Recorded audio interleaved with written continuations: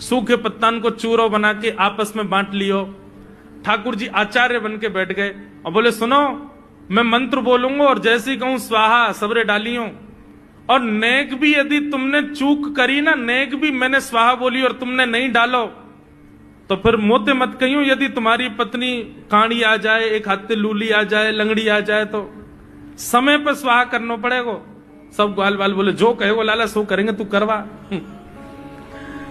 ठाकुर जी ओम नम नम नम स्वाहा, सब एक संग डालते। हे सीधामा तू देरी ते डाले, देख लियो लंगड़ी आ जाएगी तेरी बहू, अग्निदेव को प्रसन्न करो। इस प्रकार ठाकुर जी सब ग्वाल बालों के संग खेलते हैं। ग्वाल बाल बोले लाला यज्ञ तो है गयो, अब ब्राह्मणन को भोजन के काजे बुलाओ, यज्ञ के बाद ब्राह्मण भोज होना चाहिए। सोई ठाकुर जी अपने सब ग्वाल बालों की उंगली पकड़ करके पूरे गोकुल में जाते हैं ब्राह्मणों के घर। मैया बोली लाला तू तो ऐसी बात करे, अरे जे गैया जे पामन में पादुका नाय पहनो करे। ठाकुर जी बोले चौना पहने मैया, इनके कांटे ना लगे, इनके पत्थर ना लगे, इनको निष्ठुरता ना लगे। मैया बोली लाला देख तेरे तो कोमल पाम है और इनके तो खुर हैं, तो खुरन में कांटे पत्थर ना लगो करें। ठाकुर जी तो रोन लगे, पछाड़ खा के गिर गए। मैया बोली काय को रो लाला? बोल मैया मेरे पाम खुर क्यों ना बने, मेरे पाम ही क्यों रह गए? जे गैयान के पाम खुर बन गए, मेरे खुर क्यों ना बने? जरूर तेने खाने पीने में कोई कमी छोड़ी होगी जब मैं तेरे पेट में रहे होंगे। यशोदा मैया बोली लाला तेरी बातन की तो कोई सल ना पड़े। अरे लाला जे खुर तो जानवरन के हो में, हम मानवन के ना हो में। और महाराज ये बात सुन के तो ठाकुर जी इतने रोए कि आंख लाल पड़ गई, गाल लाल पड़ गए, अपनो सबरो श्रृंगार फेंक दियो, अपने सबरे कड़ूला उड़ूला उतार के फेंक दिए और जमीन में लोट करके मूड दे करके रोमे ठाकुर जी। नंद बाबा दौड़े आए, अरे लाला कहाँ है वो? बड़ी देर में ठाकुर जी शांत भये। तू रो काई तू रो है जे बता। ठाकुर जी बोले बाबा जी मैया सबरी गैयान को जानवर कह रही है। जिन गैयान ने मुंह को दूध पिवा के बड़ो कियो वो जानवर है, और यदि दूध पिवारे वाली गैया जानवर है तो मैया तू भी जानवर है, बाबा वो जानवर है, मैं हूँ जानवर, हम सबरे जानवर है। मैया ने दोनों कान पकड़े, लाला तो कही आज के बाद कभी गैया सो जानवर नहीं कहूंगी। तब ठाकुर जी प्रसन्न भये, बोले हाँ मैया कभी जानवर मत कहियो, जे जानवर ना है जो तो मेरी मैया है। गैया से इतना प्रेम है ठाकुर जी को। श्री जगन्नाथ जी रोज रात्रि शयन करा करके पुजारी लोग जाते, सुबह आकर के जैसी कपाट खोलते तो क्या देखते? जगन्नाथ जी के वस्त्र फटे हुए हैं, यहां से आंखों के पास में ऐसे छिल रही है जैसे मानो कहीं किसी ने कोई ठाकुर जी को बहुत ज्यादा कष्ट दिया है। पुजारियों ने निवेदन किया भगवान ये आपके वस्त्र फटके से जाते हैं और आपके अंग प्रत्यंगों पर इतने कांटे क्यों लगे हैं? तब जगन्नाथ जी बोले जगन्नाथपुरी को एक माली है और उस माली की पुत्री वो किसी गुरुजन से गीत गोविंद सीख करके आ गई है। अब वो जब अपने वन में बैंगन तोड़ने के लिए जाती है तब गीत गोविंद गाती है, और उसको सुनने के लिए मैं उसके पीछे पीछे जाता हूं। वहां इतने सारे कांटे होते हैं मुझे पता ही नहीं चलता, वो सब कांटे लग जाते हैं, मेरे वस्त्र फट जाते हैं।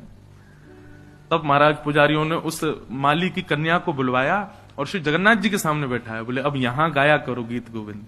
जैसे ही उसने गीत गोविंद गाया महाप्रभु जगन्नाथ जी झूमने लगे और झूमते झूमते पुजारी जी से बोले इसको लाओ मेरे हृदय से लगा दो। जैसे ही ठाकुर जी के हृदय पर उसको जाकर के आच्छादित किया, हृदय से लगते ही उसने अपने प्राण त्याग दिए और ठाकुर जी में ही विलीन हो गई। यशोदा मैया लाला को अपनी गोदी में सुलाए रही, तो लाल जी अभी तोतला तोतला बोलते हैं। यशोदा मैया तो बोले मैया मुंह को नींद ना आवे, तू मुंह को कोई कथा सुनाए कर रात्रि में। मैया अपनी गोदी में लाला को सुवाए करके और राम कथा सुना रही है। लाला एक राम नाम के राजकुमार है, सो ठाकुर जी करें उनकी पत्नी को नाम सीता है, तो ठाकुर जी करें पिता की आज्ञा मान करके इनको वन में जानो पड़ो। अपनी पत्नी के साथ एक दिन पंचवती पे घूम रहे थे और वहां पंचवती पे एक राक्षस आयो, वाको नाम हतो रावण। ठाकुर जी बोले और बार रावण ने आकर के सीता जी को हरण कर लियो। अब की बार ठाकुर जी ने हूं नहीं किया। ठाकुर जी मैया से कह रहे, मैया तेने एक लाला और रखो है, तभी मैं कहूं सवेरे सवेरे मैं उठूं तो मैया कहां को भाज जाए, वो दूसरे लाला प्यार करवे जावे। तू मेरी बात सुन ले आज। बोले कहा, अब तू यही को बैठा के गोद में भोजन करियो, मैं तेरी गोद में ना बैठूंगा। तेने मुझसे इतना बड़ो भेद कैसे छुपायो मैया, मैं तेरी गोद में ना बैठूंगा। मैं तो अब नंद बाबा की गोद में बैठे, जे तेरो लाला मैं नंद बाबा को लाला हूं, मैं तेरो लाला ना हूं आज सु। नंद रानी यशोदा कड़ी कड़ी सुन नहीं, अच्छा और तेरी गोद में बैठ के भोजन नहीं करूंगा। और आज सुन ले मेरी एक और बात। बोले कहा, मैं घर छोड़ के जा रहा हूं। नेक्स्ट से ठाकुर जी अभी बोलना सीखेंगे, बस मैं घर छोड़ के जा रहा हूं। कहां जाएगा, इतनी सारी गोपी मोते प्रेम करें, कोई के भी घर में चलो जाऊंगा, मैं ही रहूंगा, अब तेरे यहां ना रहूंगा मैं, तू दूसरों गोपाल ले आइए मेरे जैसो।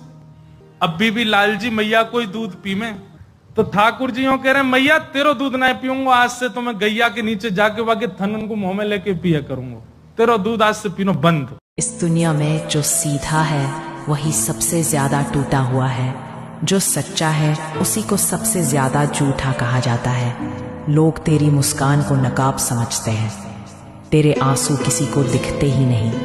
हर कोई तुझे तब तक याद करता है जब तक तुझसे कोई काम होता है, बाकी समय तू अकेला।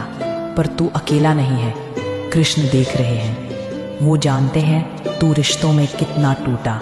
तू मुस्कुराया पर हर बार अंदर से चूर था। कृष्ण को पता है कि तेरी परीक्षा हो रही है, तेरी आत्मा को तपाया जा रहा है।